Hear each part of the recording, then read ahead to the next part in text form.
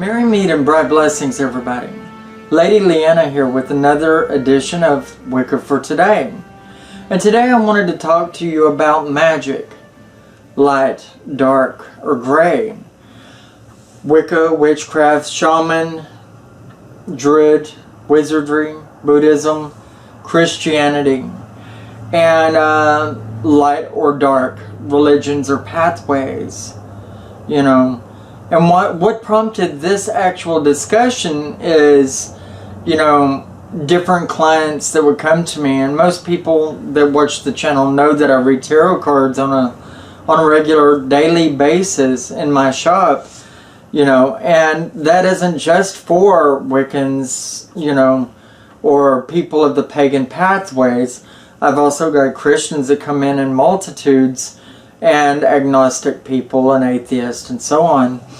And, you know, I've had different instances where I've suggested to people, you know, get you a yellow candle and anoint it with a little bit of oil while you're concentrating on this idea or this concept into the candle, letting it know what it's supposed to do, and then burn it for 3 days, for 30 minutes each day until it's gone, or whatnot. And then they'll come back with, isn't that witchcraft? Or, you know, or they'll even come out with the darkest idea of it and say, isn't that Satanism or satanic?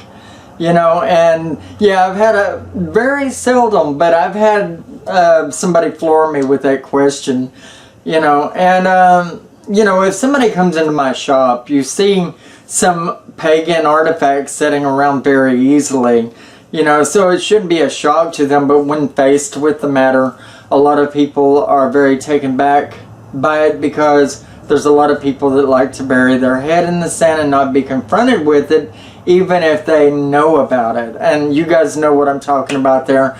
You could see it in a bunch of parental or family figures, you know, around you, if you're paganism or walking in a spiritual path that's of a minority, or considered to be of a minority. Anyway, basically, you know, they're under the misconstruation that all magic is bad. And I hope to kind of clear that up today if possible. Magic isn't either light, dark. You know, it can't just be light or dark. There's so many different variables there, and there's so many different, you know, gauges that it could be measured with, because the only person that can draw a line or a boundary as to what you should do or shouldn't do is yourself. And your conscience, your conscientiousness, your guilt would be what would judge you in the long run on your own merits for the deeds that you've done in the past. Now, all religions, I don't care which path you're talking about, has a light side and a dark side. In witchcraft, you have white magic, black magic, you have actually even green magic, and you have red witchcraft, you know. You have dark energied monks within Buddhism, and you have Christianity, and you have the satanic side, the underside of God, which is Satan, his battler, you know. And that's all actually Christian concept there, Satan as well as God himself, you know, within the Christian faith. So you have a white side and a black side, a light side and a dark side to all religion. Okay? You know, so, but you yourself can be the only one to decide as to whether you're going to do something and what side that would fall on, and decide either to do it or not do it. Now, other people can judge you from the outside if they know what you've done and put a finger at you or whatever, and condemn you with their words or whatever, but your own conscientious is what will get the best of you in the long run if you've done wrong, you know, and or karma, by the way. Nonetheless, magic is neither white or black. It is gray. You know, it is there. Okay, but what are you using it for? Are you using it to hurt someone, or are you using it to heal someone? If you're doing a money spell, are you dictating that it's not to come from a place where somebody would die to leave you the money? Or are you just aiming it recklessly and not considering what you're doing? If you're doing a love spell, are you targeting somebody specifically? And if you do, are you leaving them some of their own free will? So they're not in love with you, don't know what the hell for, if they wouldn't ordinarily, why it's driving them crazy. And if you decide to ever reject them after you've done a spell on them and they're so turmoiled by it, they could kill themselves or you. So even a love spell can be most dangerous if not considerate, you know. So you have to take everything into consideration before you do anything, because though the spell wasn't intended to be black or white, it does have that outcome. How will you feel in the final outcome when you're done casting the spell work? That's what you need to think about before you do anything. And maybe instead of targeting somebody specifically, say, oh, gods and goddesses, lords and ladies, spirits of the earth, send me the one that is right for me. Bring me my rightful mate. Bring me the one that will love me unconditionally and have that in common with me, that I can adore, or whatever. You know, but be specific. However, don't proclaim a certain person, because if that person really doesn't belong to you, you can't possibly know that, no matter how much you feel that you do. Okay? And it can create a big disaster, and God knows the domino effect it could have on the world. And trust me, you know, have you ever heard of the butterfly effect, where they say that a butterfly can flap its wings, but it may not be known for 1,000 years as to what effect that had on the earth itself. You know, and it's true, especially when you're talking about people. I mean, look at Benjamin Franklin. We remember him today, don't we? I mean, and even smaller things. What about the one that assassinated a president in the past? I mean, all of these things have effects, and so does the outcome of whatever you create through magic. Generally, it's gray magic, you know, but the weight of what you've done, you know, even if you don't know, the outcome of what you've done could end up being rather dark now, couldn't it? So we have to be very, very careful about what we do. You know, black magic, knowingly and in the beginning, would be saying, oh, this person over here has such and such, and I wanted him so bad, I'm going to do something to make her die, or I'm going to get her sick, or I'm just going to even break them up. Okay? That's black magic. That is using magic for will's end, for your own selfish needs. You've created something to happen. Okay, now Joe Blow over there, he's sick. Oh my God, I feel compelled to try to help him. You know, I'm going to do some magic to get him well, to get him better. That's starting out with a spell work that is on the light side of things, knowingly. Alright? And then there is, you know, the gray magic thing, and that is starting out with a spell work to do with, okay, this person has been proved so many times that he is guilty of child molestation. Alright? But he was acquitted for this crime. He was found innocent or let go for whatever reason. And now he walks the street without punishment. And you know that he is going to do this again. Now, yet, we don't want to go down this road just on our judgmentalness. We have to be very, very careful here. Know for a fact that this guy is, or woman, okay, is very guilty of this crime. You know, or that we've seen it and what they're doing and caught them or something. You know, we know that they're guilty. Dead set gray magic that's not either light or dark, black or white, is bringing justice to this person and not a horrible, torturous death.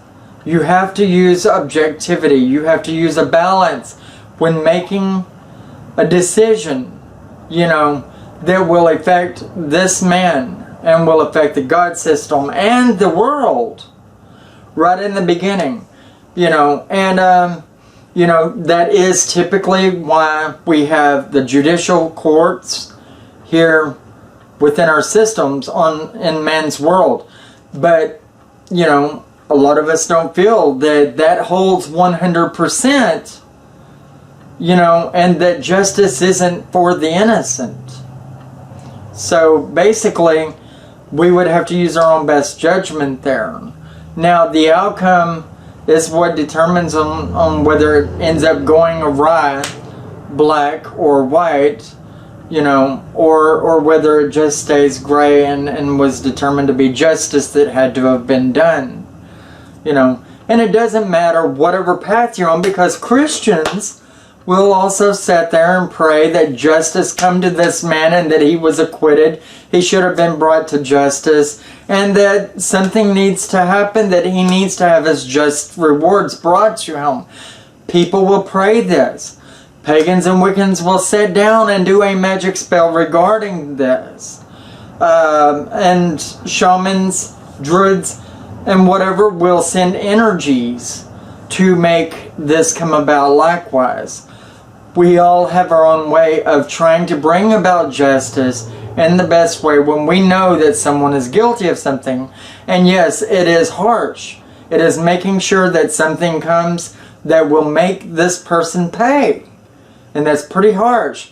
So it is rather gray. Because if it were very light, it would be the peaceful, passive, angelic face of somebody sitting idly by. Or if it was very dark, it would be somebody not weighing out the bases and would not hold back on what that judgment is whenever it comes to that entity, that person that did the crime. Anyway, so basically what it boils down to is the weight of your deed is what determines as to whether it was light magic or dark magic. And if a person is chronically bending toward the dark side and away from the light, then he is pretty much a dark spirit. He stays pretty much a dark person practicing within the dark arts. And someone who is chronically only doing light magic, healing, love where it's dictated where it goes, and so forth, is infinitely light and positive. You know, you have your extremely light entities, you have your extremely dark entities, and you have those that choose to remain gray. As far as people go, as far as pathway goes, and let me tell you, there's voodoo, there's Santeria, there's Christianity. All of this, it all has a light side and a dark side. You know, voodoo is not infinitely dark. It has a light side for healing as well. And Santeria isn't infinitely dark. It has a light side as well. You know, no one can say is that one path is completely dark or one path is completely light, unless we're talking about the paths that set out to intentionally practice on the dark side. And that would be your Luciferianism, your Satanism, and your devil worship, which are all three different entities, as me and one of my subscribers had talked about recently. Thank you very much.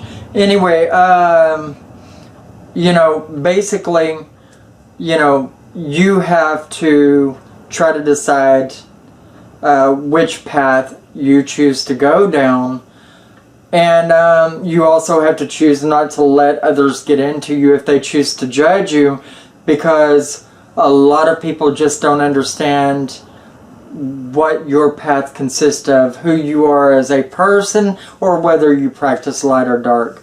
A lot of people do like to point a finger and say, burn the witch, or things along that line, and we all know it. You know, a lot of other people like to judge all Christians based around some and say that they're all overly judgmental, overly critical and fanatical and whatever. That's just not true either. You know, a lot of people like to say that you know, Buddhism is all completely light. But they also have a dark side as well. There are dark monks, you know, and Shintoism likewise. I mean, but for the most part, the majority of them, like in Wicca and like in Christianity, try to find a peaceful basis of life and stay within the light for the most part. Anyway, and all of the other religions too, you know. So basically, I mean, you have mixed nuts here. You have a fruit basket. Every individual person has to be judged on their own merits. That no person is light or dark. No pathway is light or dark. But you can try to remain on a gray side, or a completely light side, or a completely dark side. You know. Whether anybody can judge you or not, well, if you do a crime against man, yes. If you do what one religious pathway disagrees with, they can only judge you within their own head, or talk about you to other people. But you don't let them get to you. You don't let them make you feel bad about yourself. You do what you feel is right. This world is made of every type and every kind of person. And, you know, if it was not, we wouldn't be unique. Everybody would be wearing one type of clothes, one color of clothing, drive one kind of car. We would all live in boxes for houses that look exactly alike. We would all be leaving to go to school and to work at exactly the same time. And the world would be totally boring and not so happy. Well, this has been another edition of Wicca for Today with Lady Leeanna, and I definitely hope you enjoyed this conversation and that you got out of this video all that I hope that you did. Hopefully other people within other religions will watch this video and will draw to the same conclusion, you know, that we typically like to draw to as pagans. You know, other branches within religion, or even paths within our own religion, would draw to the same understanding. It's the best that we can hope for, right? Anyway, you take care of yourself, and until I get to talk to you again, bright blessings.